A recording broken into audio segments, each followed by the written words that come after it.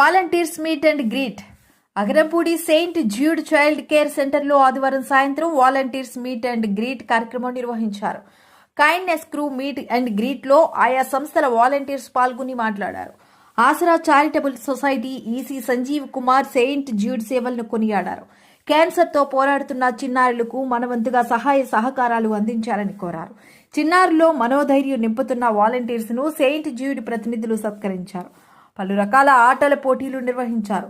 చిన్నారులతో selfie ప్రత్యేక ఆకర్షణగా నిలిచింది. క్యాన్సర్తో పోరాడుతున్న చిన్నారులకు భవిష్యత్తులో ఎటువంటి సహాయ సహకారాలు అందించాలన్న విషయాలను చర్చించారు.